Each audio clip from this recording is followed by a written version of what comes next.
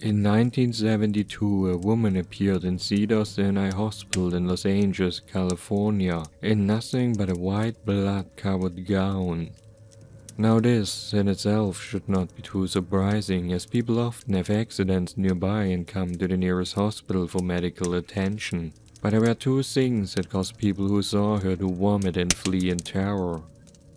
The first being that she wasn't exactly human.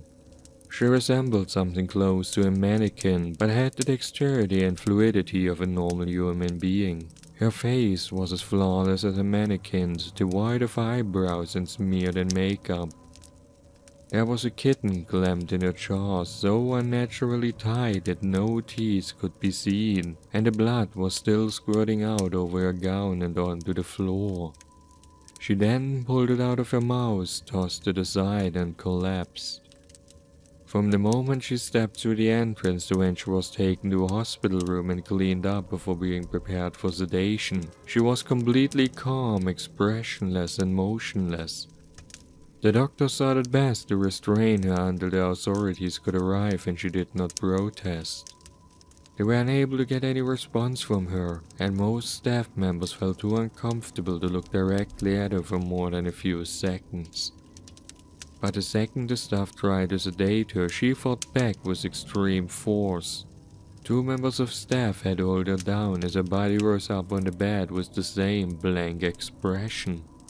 She turned her emotionless eyes towards the male doctor and did something unusual. She smiled. As she did, the female doctor screamed and let go of her out of shock. In the woman's mouth were not human teeth, but long, sharp spikes. Too long for her mouth to close fully without causing any damage. The male doctor stared back at her for a moment before asking, "What in the hell are you?" She cracked her neck down to her shoulder to observe him, still smiling. There was a long pause. The security had been alerted and could be heard coming down the hallway. As he heard them approach, she darted forward, sinking her teeth into the front of his throat, ripping out his jugular and letting him fall to the floor, gasping for air as he choked on his own blood. She stood up and leaned over him, her face coming dangerously close to his as the light faded from his eyes. She leaned closer and whispered into his ear, "I am God."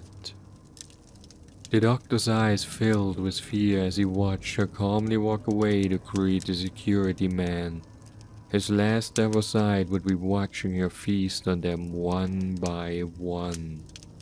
The female doctor who survived the incident named her the Expressionless. There was never a sight of her again.